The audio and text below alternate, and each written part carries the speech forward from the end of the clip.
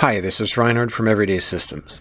Happy New Year, and apologies in advance for worse than usual sound quality, my maybe strange, whispery tone of voice, and possible interruptions. I'm recording under less than ideal conditions in the hope that I can actually get this episode out before midnight. So, the big question everyone is wondering about as 2020 wraps up: how pandemic-proof are the everyday systems? The No-S diet, shovel glove, etc. Can they be done even in times of mega crisis? What has the evidence been? Well, I'm just one person and pretty heavily distracted by my own family's issues, but I can at least report on my own experience. 4 years ago, in the innocent time of 2016, I did a State of the Systems podcast describing whether and how well I personally had been practicing what I preach.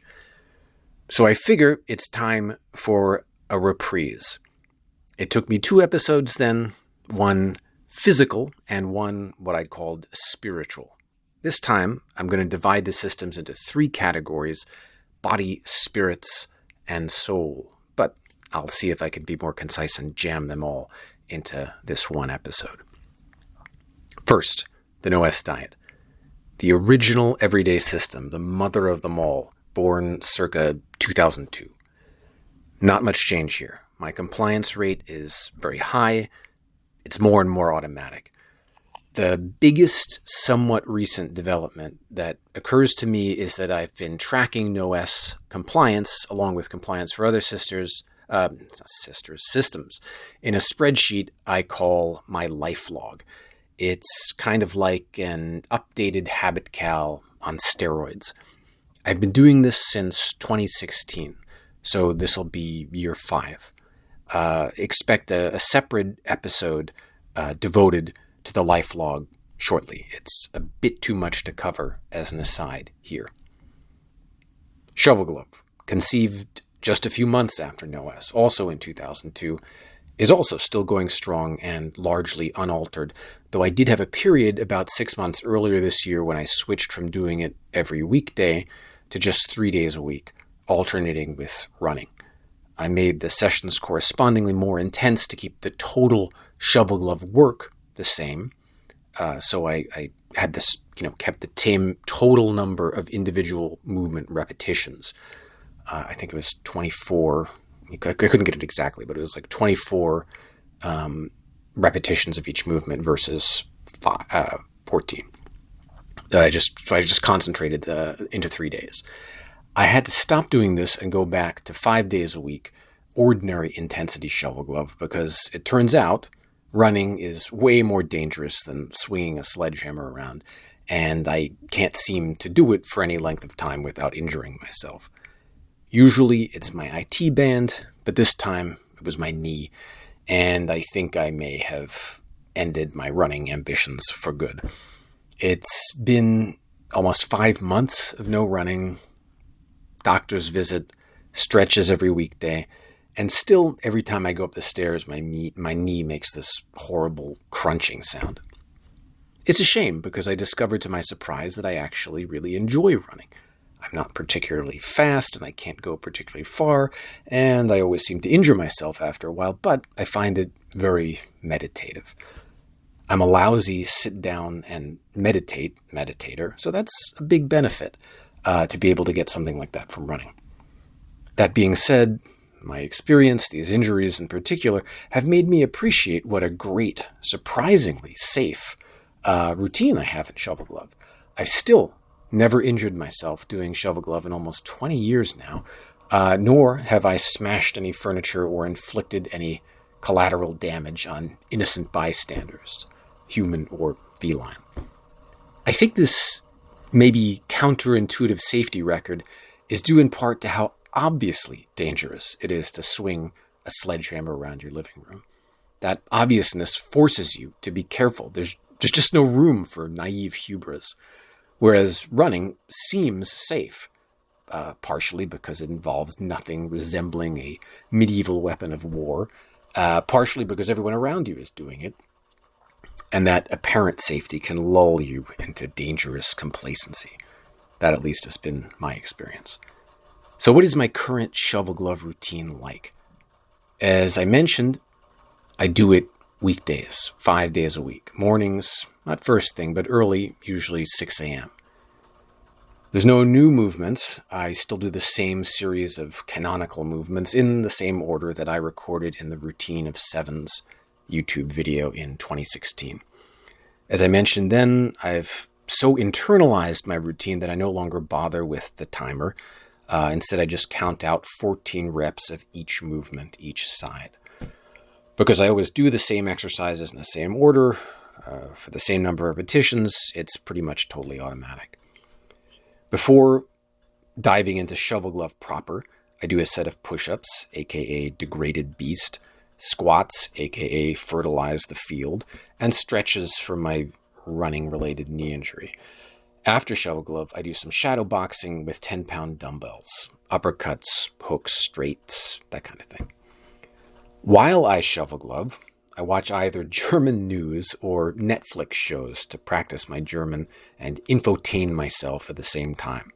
Recently, Babylon Berlin, Dark, Biohackers, Charité at War. I'm always surprised, I'm astonished really at how many people prefer to watch boring exercise videos when they could be watching something intrinsically interesting and or edifying. It's motivationally helpful to couple exercise with something enjoyable. And if you can have fun while learning something, you get to feel productive on multiple levels. I'm using the same 20-pound sledgehammer I've been using for over a decade, having started with a 12-pounder and then spent some time, I think several years, at a 16-pounder. And at this point, I'm far more likely to go down in weight due to old age than to add any more. The other thing that my repeated failure at running has made me appreciate and double down on is Urban Ranger, my 2003 inspirational metaphor for walking whenever possible. Unlike when I started, I now have a step counter, a Fitbit. I got one for myself a couple of years ago because after I got one for my oldest daughter, I thought both of us having one would generate some productive, friendly competition to, nudge her into moving a little bit more. And boy, did that turn out to be right. She now gets routinely more steps than I do. But I've come to enjoy the quantitative nudge myself. At first, I was simply curious about how many steps do I get urban rangering. My phone gives me a basic idea, but my phone also misses a fair amount. At this point, though, the Fitbit is no longer simply informative. It's definitely motivational as well. Focusing on a daily minimum rather than heroic achievements has been helpful. My daughter and I are currently both keeping an over 50-day streak of over 10,000 steps going, with an average quite a bit higher than that. Sometimes this involves furious pacing around the dining room table, which I thought was ridiculous when my daughter first started doing it, but now I'm a convert, if that's what it takes to make my daily quota. And it's really no more ridiculous than using a treadmill. In a way, it's less ridiculous because I haven't been suckered into paying for an expensive piece of machinery. And as COVID-friendly as it gets, no mask required, no lockdown, however severe, will mess with it. Although I hadn't, of course, had the dream of a suspicion that we'd ever be facing anything like this COVID pandemic when I came up with Shovel Glove and Urban Ranger, I couldn't possibly have developed an exercise system more ideally suited to it than these. It continues to amaze me how little is actually required to get and stay fit, and what a monumental distraction the multi-billion-dollar fitness industry is. You don't need gyms, you don't need machines or equipment, you don't need spandex or Luan, you don't need videos. If any of these things actually help you, fantastic. But my sense is that for a lot of people, they simply serve as excuses.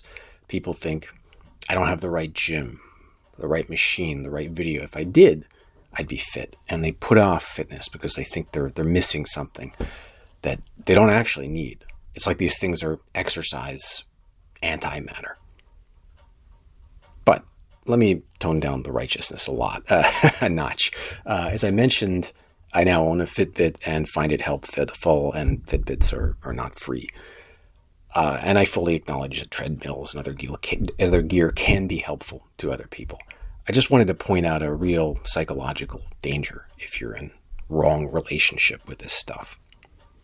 All right, so much for the 3 body systems. On to spirits. Glass ceiling. My 2-drink-a-day limit on alcoholic beverages is still very much in effect, going strong since 2006. This, as I've mentioned before, is a harder system for me personally. My compliance isn't quite as perfect as it is with the No-S diet or shovel glove, and big drinks can be a tempting way to bullshit myself into excess while still adhering to the letter of the law. I've recently, since May, taken it up a notch by limiting drinks to S days. It's a struggle, but so far mostly so good. Non-alcoholic beer has been helpful in this new S-Day only version. Some of it is surprisingly less bad tasting than I thought, and it genuinely deceives some lizard brain portion of me into thinking I got my fix. I like Run Wild IPA and Upside Dawn Golden Ale from the Athletic Brewing Company. A little hard to find, but I now subscribe to it. Having a lot of the stuff on hand, I find, enlists one vice, the miser, I can't waste, to do battle against another, the drunkard. If you keep your non-alcoholic beers conveniently in the fridge and alcoholic beverages inconveniently out, you can even get sloth in on the action. Low smoking, my 2010 Faustian system for reducing cigarette smoking to next to nothing, I can barely take credit for anymore because my environment doesn't really allow for much in the way of smoking, but I'll mention it because it's still officially in effect, and I still don't have a problem with this particular vice, whether due to the system or not. Body spirits. Time for soul systems. Autodidact. I still, since 2007, listen to audiobooks and audio courses every spare moment, doing dishes, tidying up while urban rangering, with breaks for talking to myself into a recorder and then listening to what I've said once a week. I no longer have time to transcribe it, as I briefly attempted to when I started 2 years ago. I go through at least 2 books a month, my Audible subscription level, which is less than I wish I could manage, but pretty much the only reading of any kind I can squeeze in these days, given how little time I have between work and kids and other obligations. It's great how much foreign language material Audible has. I try to make every second audiobook German language, and I'm able to get close to that. The talking into the recorder is both therapeutic and genuinely helpful in terms of problem solving, brainstorming, new ideas, etc. Chain of self-command, aka personal punch cards, aka, as I usually call them to myself, yellow cards, is my system for writing daily to-do lists on an index card, 1 card per day, that I first podcasted about in 2007. I practice it with increasing obsession and refinement. I have boxes of old index cards going back to 2006. My life would be chaos without this system. I should mention that it's only the daily card version of this system that has survived, despite many attempts that you may remember from previous podcasts to apply it to longer stretches of time. Nothing ever stuck. Though I have made progress on non-index card-based bigger picture thinking that I'll discuss when I revisit this system in more detail soon. Another note, unlike what I documented earlier, I now, and for the last several years, have been doing a simplified 2-column version of the daily cards versus the original 3 columns. Life tasks in 1 column, work tasks in the other column. Built-in work-life balance of a sort. G-Ray Vision, my 2009 Superman-inspired mock superpower for not seeing certain things on the internet, continues to be totally successful and surprisingly easy to practice. Amazing what clarity and a little bit of humor can do. Though I suppose I have to give fatherhood some credit as well. Lawful Good Biker, my 2010 system to remind myself to obey traffic laws while biking using the technique of enlightened self-mockery, has been more challenging during lockdown because it's been confusing at times what the rules now are. And in any case, the temptation to do whatever on relatively carless streets has often proved overwhelming. Nonetheless, I still consider myself a practitioner, and Dungeons & Dragons continues to be a fruitful source of inspiration for everyday systems thought. CF, my recent podcast episode, Demogorgon versus Asmodeus.